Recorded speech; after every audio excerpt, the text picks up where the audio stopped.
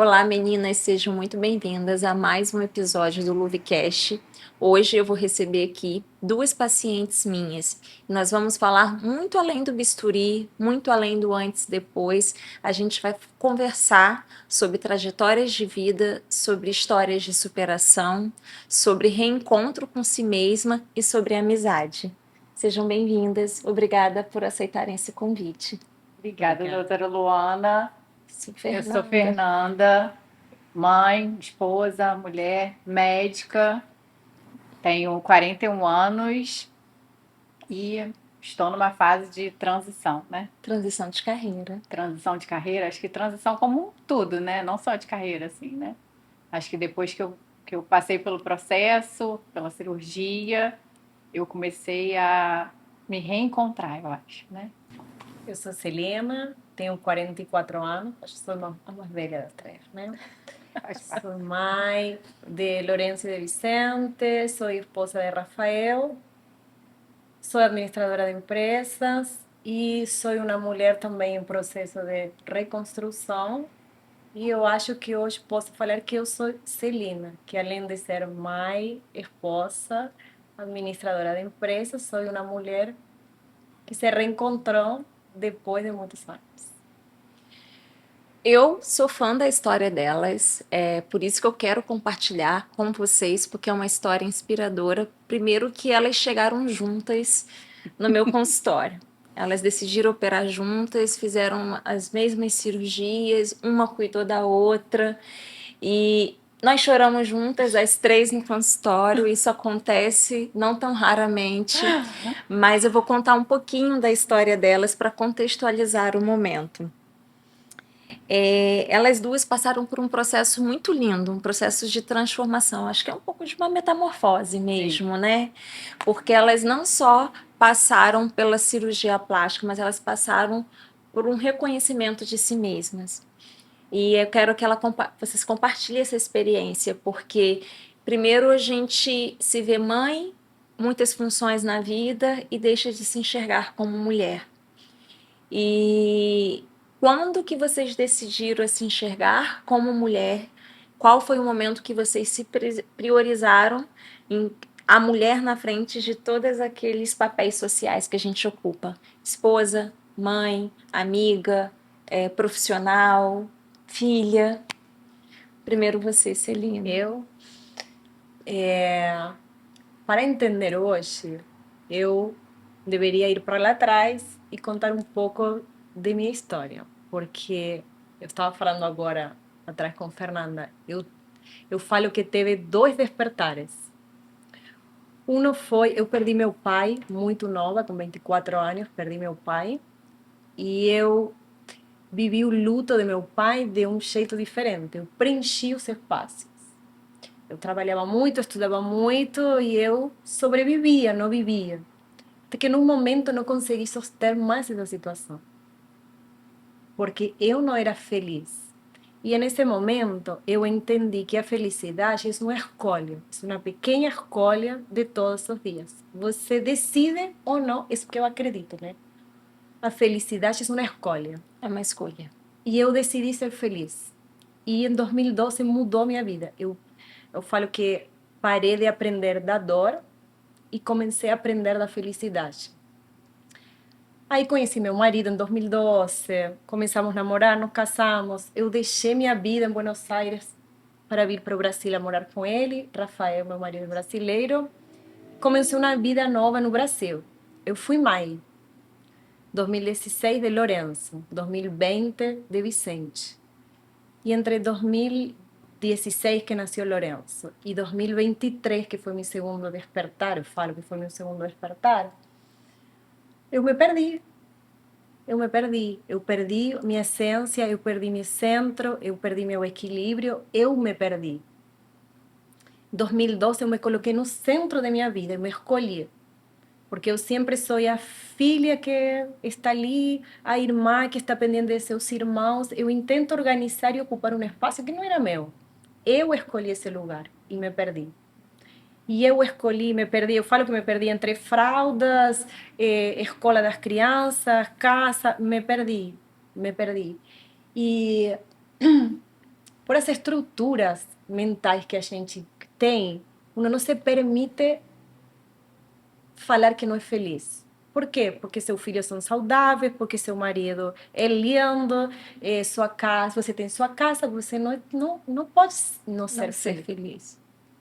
Então, quando você não aceita ou não se permite entender que você não é feliz, você entra num loop. Loop? Não. Sim. Um loop. Até que em 2023 foi quando eu te conheci por primeira vez. Na primeira consulta, eu cheguei num momento meu de desespero. Eu não conseguia emagrecer. Eu ganhei com meu primeiro filho 30 quilos. Eu não conseguia emagrecer. Eu provei de tudo que você imagina, eu provei. E você me falou assim, Celina, Leandro, eu posso te ajudar, você tem que emagrecer 10 quilos. Pelo menos 10 quilos, Pelo né? menos. De forma suave, De que eu forma falei. suave. Claro, Né? muito lindo. Para entrar num start ali de emagrecimento, né? Pela bioimpedância. Só que você falou 10 quilos e eu precisava perder 25. Mais um É pouquinho. mais. Aí, só que no mesmo mês que eu fiz a consulta com você, eu viajei para Buenos Aires. O mesmo mês, eu perdi uma prima de 23 anos e diagnosticaram minha mãe com uma doença autoimune. Desabou, meu mundo desabou. E outra vez, eu fui para o fundo da lista. Minha prioridade era minha mãe e acabou o mundo. Por uma sucessão de coisas, 2023, em uma consulta ginecológica, o mesmo ano, eu pensei que tinha câncer. Só que eu fiz a consulta em março, junto com sua consulta. E estávamos em novembro. E eu deixei passar o ano inteiro. E eu não voltei no médico. Por N razões, eu não voltei. E eu fiquei uma hora achando, entre que eu vi o resultado que estava no meu computador desde março desse ano, estávamos em novembro. Quando eu peguei esse resultado achando que tinha câncer, Google, entrei, Google, Doutor resultado, Google. doutor Google, você tem câncer. Eu chorei muito, porque eu tinha esse resultado há, sei lá, 8 meses no meu computador. E esse foi meu segundo despertar, eu até aqui cheguei. Eu pensava de novo colocar no centro da minha vida, eu colocar no centro da história, de minha história.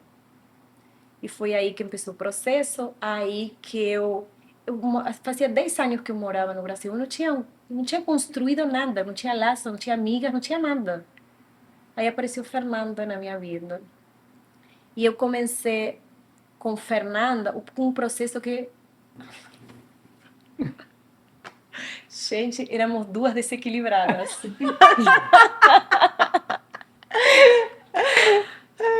Éramos duas mais desequilibradas. Ou não? Sim, fala. Mas como aí não é, gente? Éramos duas mais desequilibradas. E quando você começa a ter coisas em comum, né? Ai, não sou louca, não sou doida. Ela com 3, eu com 2 bebês. Só com 3. Esquecíamos as coisas. E eu comecei a sentir com ela. Gente, essa semana eu levei minha filha pro colégio, não levei a mochila, tá? Sempre eu tô falando, Viu? como mãe não é? É. Não, e Fernanda me pegou no colo. Fernanda, eu sou a quarta filha, Fernanda, fala que é minha irmã. Não é? Ah, mas ela me pegou no colo e eu comecei a ter uma amiga. Eu não tinha amigas no Brasil. Não tinha. Era meu trabalho, meu casa, meu marido, minha família, nada, nada. E eu sentia falta, que foi o que conversamos na primeira consulta com você. E ela me pegou no colo, eu peguei no colo dela, ela é minha rede de apoio, ela é todo, é sentir que você tem alguém com quem compartilhar as coisas. E começamos em silêncio, passamos as duas pelo mesmo processo. Bom, eu comecei esse processo de emagrecimento, mas não, eu falei, bom, eu não vou emagrecer, eu preciso mudar meus hábitos. Porque se eu não mudava meus hábitos, eu não ia conseguir emagrecer. Então, eu tirei o foco de emagrecer. Comecei, depois descobri que eu tinha, não sei, intolerância à lactose. E você perdeu quantos de peso? 25 quilos. E você, 13. Fernanda? 13 quilos. E por que vocês decidiram vir juntas ao consultório, uma incentivando a outra? Vocês tinham medo da cirurgia plástica e uma veio encorajando a outra? Eu acho que Celina tinha medo da cirurgia plástica. Eu não. E aí a gente estava churrasco, né, na sua casa, e a gente já tinha emagrecido, o que a gente gostaria de emagrecer. E eu falei, eu acho que a gente merece, a gente estavam os maridos juntos, né? Eu acho que a gente merece de, né, para ganhar desse processo, uma cirurgia plástica. Simples Com assim, certeza né? merecem. Eu falei, e vocês serão os Mereceram. maiores beneficiados dessa cirurgia plástica. Mas eu acho que nesse processo a gente percebeu que assim, a cirurgia plástica de fato foi a cereja do bolo. Mas o que ela trouxe pra gente, eu acho que a gente não tinha a menor noção do que traria, né? A gente não imaginava o que vinha junto com a cirurgia plástica. A gente achou que fosse ali, vai melhorar o corpo, vai tirar aquele excesso de pele, aquela flacidez, né? Aquela pitose que a gente ganha, enfim. E aí vamos colocar tudo no lugar. Mas foi muito além disso, né? A gente recuperou a autoestima, a gente recuperou a confiança, a gente passou a se enxergar com, eu acho que mais bondade, mais carinho. E eu acho que o principal é que a gente voltou a se reconhecer, né? É isso que eu ia perguntar. Como é que mudou a relação do espelho? Primeiro a Celina e depois Fernanda. Mudou a relação com o espelho depois desse processo de emagrecimento? Você está feliz porque emagreceu, mas às vezes você também evita se olhar porque cai tudo, né? Despenca, tem pitose, pitose da mama, pitose glútea, né? Abdômen gravídico, diástase. E depois das cirurgias plásticas, a relação do espelho, como ficou? Eu não me olhava no espelho. Eu não tirava fotos, não tirava foto com meus filhos. Eu me sentia linda no lugar. Aí alguém tirava uma foto, eu me olhava e acabava, meu dia desabava. Então, minha relação com o espelho sempre foi muito crítica. E um dia eu me olhei no espelho e eu vi o peito de minha avó. Vi o peito de minha avó, que foi esse, o medo que eu tinha. Eu falei, gente, eu tenho 43 anos, tinha na época. 43, 44. E com a ser o cereja, a cereja do bolo, eu já tinha feito tudo que podia fazer. Mas aí ficou um excesso de pele. Eu tinha 30 quilos a mais. E ela que tomou a decisão por mim. Eu só paguei. Ela que tomou a Claro. decisão. Um dia estava aí no consultório com Valéria assinando o contrato. Assina aí. Assim, Vamos lá. vai Assina lá. aí. E aí ela tomou a decisão, ela me empurrou. De fato, eu não contei para ninguém. Não contei para ninguém que me operava, nem minha mãe, nem minhas irmãs, nem minhas amigas. Ninguém sabia que me ia operar. Só uma tia que por acaso vinha em maio. Eu falei, tia, não vem em maio não, vem em junho, porque eu vou me operar. Ninguém sabia. Mas ninguém sabia porque eu não queria escutar nada. Nenhum, você tem certeza? Não, não tenho. Você não queria. Aí, no pós, eu chorava da dor, só que me olhava no espelho e eu não acreditava o que eu estava olhando. Aí era essa dualidade, Um misto de Misto. um misto, sentimento. e isso um misto de sentimentos, porque eu olhava um corpo que eu não tinha nem com 20 anos. Mas além de ter feito, eu consegui fazer, eu me escolhi e eu merecia, porque isso de eu não mereço mata minha cabeça, sempre foi assim. E você, Fernanda? Como é que mudou a sua relação com o espelho? Então, eu sempre fui uma pessoa magra, né? Na juventude, enfim. E aí a maternidade me, Mudou. me deu alguns pezinhos a mais, né? E eu não consegui voltar para aquilo.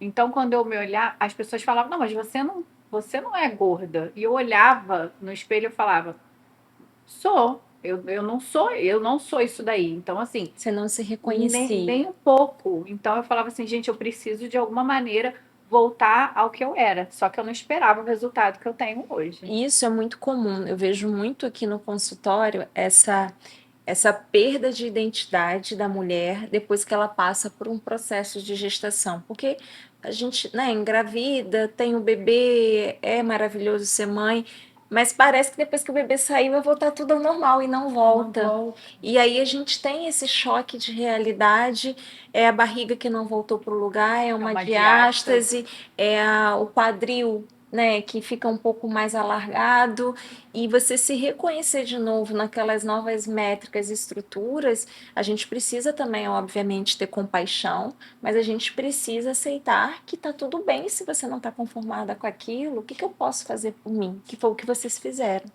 Então, assim, é uma dose de coragem que é admirável, né? Quero deixar mais uma pergunta aqui para vocês.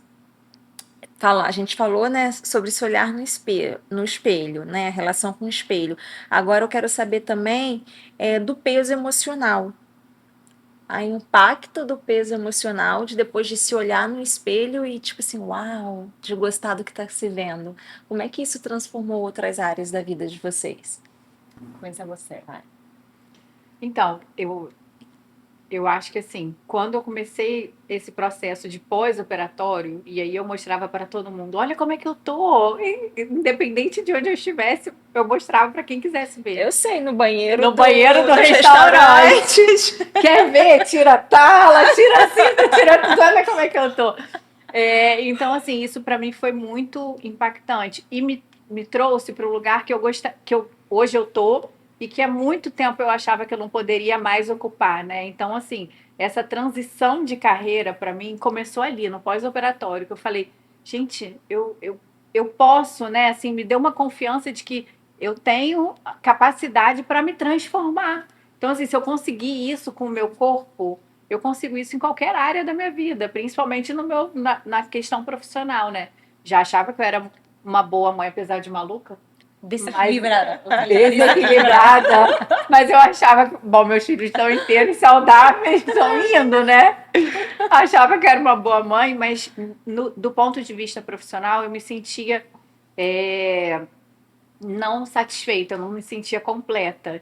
E aí, assim, com o seu processo, com o acolhimento, com o cuidado, eu falei assim, gente, eu quero cuidar dos outros também dessa Isso maneira. Então, assim, isso para mim me despertou algo que ficou adormecido há anos, assim, sei lá, 12 anos. E Né? essa fala sua me lembra uma coisa que eu sempre pergunto: e quem cuida de quem cuida? Uhum. Né? A importância de parar um momento para se cuidar, para se priorizar.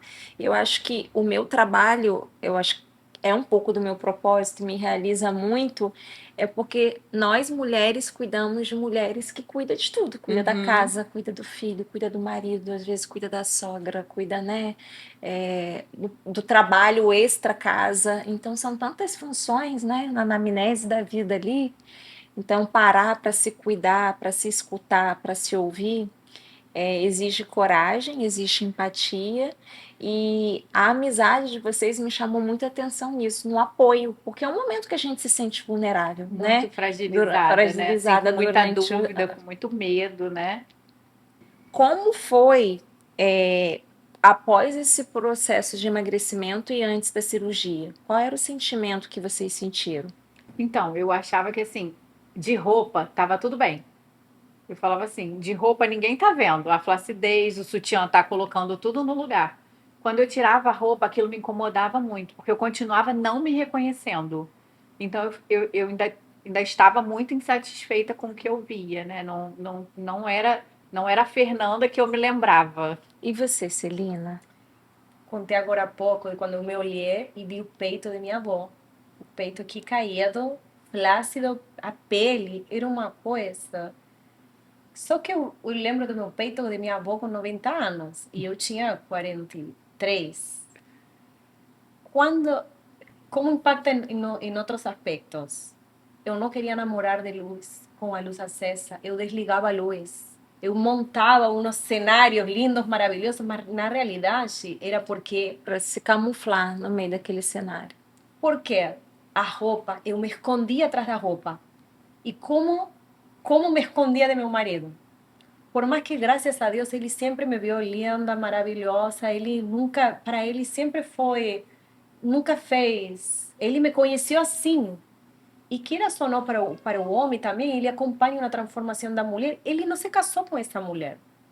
E como que os maridos de vocês veem vocês hoje? Vocês acharam que mudou a forma de ver? Porque o que eu vejo muito na minha prática de consultório são maridos ficando mais ciumentos, quem não quer era ciumento, perguntando onde você vai com essa roupa. Vocês notaram algum tipo de situação assim, mais diferente? Acho que não. Acho Não. que não, mas posso te contar.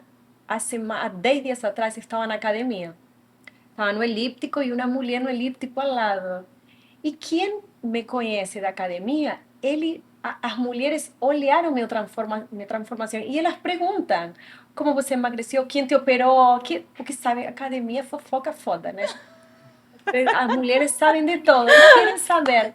Aí estava no elíptico e a mulher do lado meu falou: Nossa, que você é solteira, né? Você está solteira. Ela me perguntou se eu estava solteira. Porque, tipo assim, Aí eu falei: Não. divórcio é igual a emagrecimento, né? Mas olha que lindo, eu não esperei me divorciar para ficar assim. Sim, Eu sim. fiz por mim, porque aí está a diferença. A gente fez por nós. Eu não fiz por meu marido, eu não fiz por meus filhos. Eu fiz por mim, ela fez por ela. E aí eu falei que não, que estava casada. E ela perguntou: Nossa, seu marido está morrendo de ciúmes. Falei: Não, graças a Deus não. Mas eles se sentem orgulhosos. Eu acho que eles aumentaram a admiração que eles tinham, eu acho. Eu falei: Mulher gostosa, sim, olha agora. Alguém vai querer. E agora, e a transformação interna? Vocês estão falando tudo, né? Externo, como eu me vejo, como meu marido me vê, como as pessoas na academia estão me vendo, as transformações físicas. A Fernanda até falou da dose de coragem que veio. Quais foram outras transformações internas, fora a coragem, que vocês se descobriram, né? Uma autodescoberta em vocês no pós-cirurgia? Eu acho que a autoestima da mulher determina muita coisa. Em mim, minha autoestima sempre foi lá embaixo. Me custou muito, muito, sempre trabalhar minha autoestima. Construir essa autoestima. Construir. Que também você construir. Gente, eu falo que é como você se vê, define onde você se coloca, onde você está. Sim. Porque como as pessoas te veem, as pessoas te tratam, mas também é como você se enxerga. Então, Como você se enxerga permite como as pessoas vão Isso, te enxergar. vão te tratar. Como você se valoriza permite como as pessoas vão te valorizar. Então tudo vem por uma política de Permissão. posicionamento que você permite que os outros façam. hoje eu me sinto poderosa. Você se sente. E você, Eu me sinto Fernanda? poderosa. Eu também. Eu acho que, assim, eu me sinto incrível e eu me sinto capaz de qualquer coisa. Ai, que maravilhosa, quanto orgulho.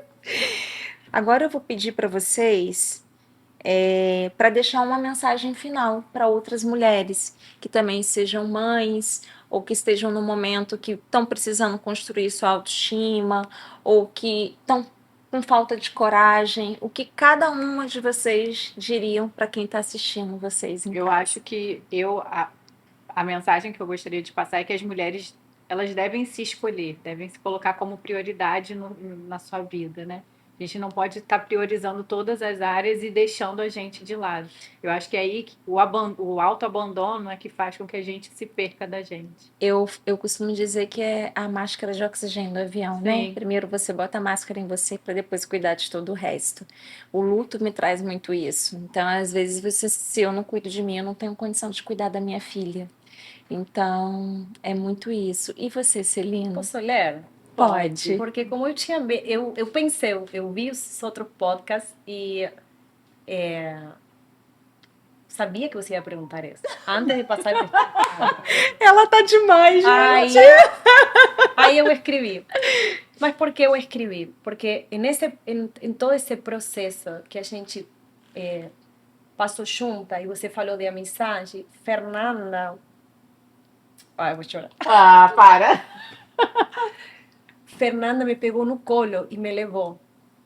E acho que as mulheres precisamos mais disso.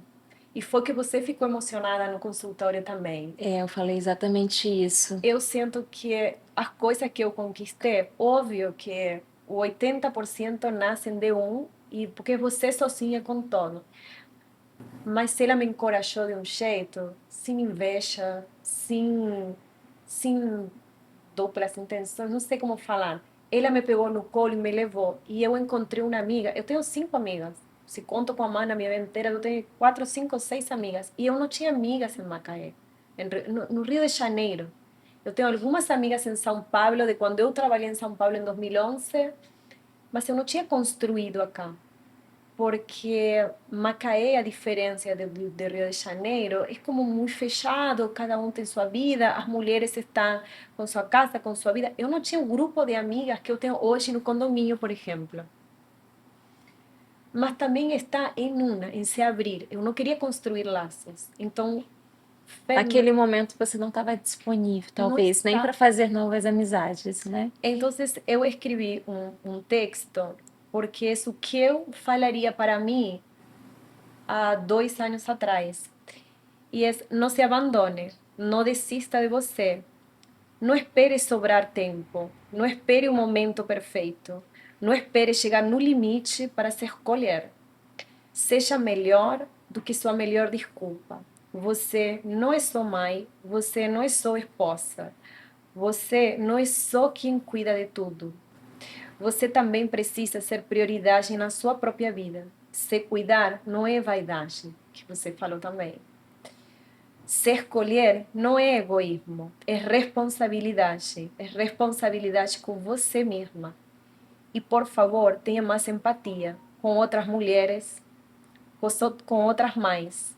A gente não sabe a batalha que cada uma dessas mulheres está Carrega. vivendo.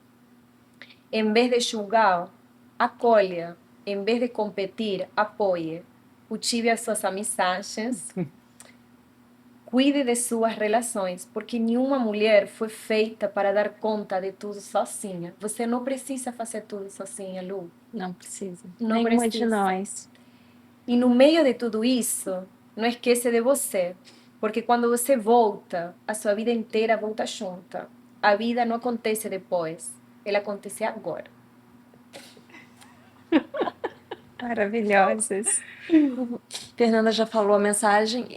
A gente está aqui concluindo mais um episódio e eu queria deixar a seguinte mensagem. Eu sempre digo que a cirurgia plástica é responsável não só por criar um novo corpo, mas é sobre transformar algumas versões em melhores versões. E eu identifiquei em vocês versões muito mais poderosas. E eu falo que a plástica ela traz essa cura, ela é potência e cura, porque através da cura ela deixa as mulheres muito mais potentes. E o mais importante é que durante esse processo da plástica você se sinta bem cuidada, bem orientada e bem amparada. Até o próximo.